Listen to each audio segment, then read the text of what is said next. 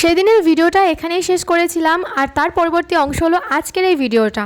কল্পেশ্বর যাওয়ার রাস্তার সৌন্দর্য এতটাই মানে অতুলনীয়, তাই আর কি আমি রাস্তার ভিডিওটা প্রায় সম্পূর্ণই নিয়েছিলাম, তার মধ্যে একটু কিছু কিছু বাদ দিয়েছিলাম। তো যাই হোক, এই যে দেখো এত সুন্দর একটা জায়গায়, তবে দেখতেই পাচ্ছ যে কতটা ফাঁকা। আগের ভিডিওতেও আমি বলেছিলাম যে কল্পেশ্বর মন্দিরে, কল্পেশ্বর যাত্রায় বা কল্পেশ্বর ধামে খুবই ভক্তরা, বাবার ভক্ত যারা আছেন, একান্তই অতি একনিষ্ঠ ভক্ত যারা আছেন, তারাই এখানে আসেন। দেখতেই পাচ্ছ জায়গাটা একদমই ফাঁকা। ও হ্যাঁ, এই যে সুন্দর ঝর্ণাটা দেখতেই পাচ্ছ এই ব্রিজটার নিচে, তো ওই ব্রিজ দিয়ে আমরা এসে আর এই নিচে নেমেছি। জায়গাটা দেখো একদম অপূর্ব অপূর্ব, সাথে বড় বড় বোল্ডার আছে, আর নিচে ওই যে একটা নদী কুলুকুলু শব্দে বয়ে যাচ্ছে। আর এই ঝর্ণাটা এতটাই বড়, ফোনে অতটা হয়তো বোঝা যাবে না, কিন্তু ঝর্ণাটা অতুলনীয়। আর তার যে হাওয়াটা আসছে, সেই হাওয়াতে তো প্রচুর ঠান্ডা লাগছে। আর এই যে দেখো এই ঝর্ণার কাছের থেকে, নিচের থেকে একটা নদী বয়ে যাচ্ছে। পাহাড় মানেই তো এটাই, তাই না? নদী, ঝর্ণা, বোল্ডার, এই যে নদী কুলুকুলু শব্দে সারাক্ষণ বয়ে চলে, অপূর্ব অপূর্ব। তো এর পরবর্তী অংশগুলো কিন্তু আরও সুন্দর হতে চলেছে। তো চলো এবার আমরা এখন উঠছি উপরে, কারণ মন্দিরে যেতে হবে। তো এই যে উপর থেকেও একটু ভিডিওটা নিলাম, ওই যে ব্রিজটা থেকে এসেছি আর এই সিঁড়ি দিয়ে উপরে উঠছি। তো কল্পেশ্বর ধাম মানে এই যে মন্দিরটা একটা বড় বোল্ডারের নিচে, আর রাস্তায়ও যেতে যেতেই বোঝা যাচ্ছে, মানে দেখা যাচ্ছে যে বড় বড় বোল্ডারও আছে।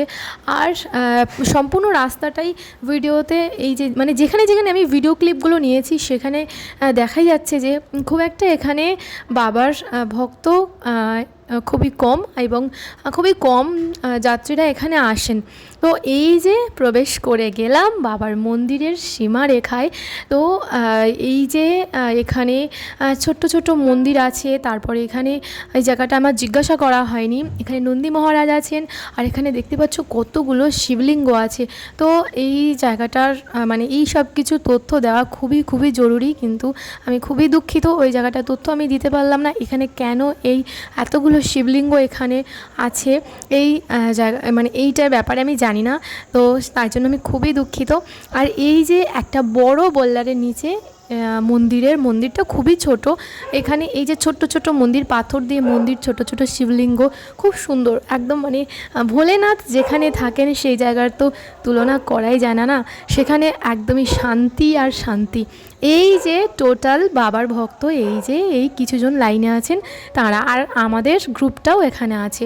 তো এই যে পাশের এই যে নিচে তো নদী বয়ে যাচ্ছে, ওপারে তো রাস্তা, আর এই যে ছোট্ট ছোট ঘন্টা দিয়ে জায়গাটা কি সুন্দর সাজানো। আর এই মন্দিরটা দেখাই, এই মন্দিরে প্রবেশ করতে হলে একদমই মাথা নিচু করে প্রবেশ করতে হবে, বাবার কাছে সমর্পণ করতে হবে নিজেকে। তো এই মন্দিরের ভিতরে যে শিবলিঙ্গ আছে, সেখানে কিন্তু ক্যামেরা বা ভিডিও করা একদমই বন্ধ, কিন্তু তার সত্ত্বেও আমি একটা স্মৃতি রাখার জন্য এখান থেকে একটা ভিডিও নিয়েছিলাম।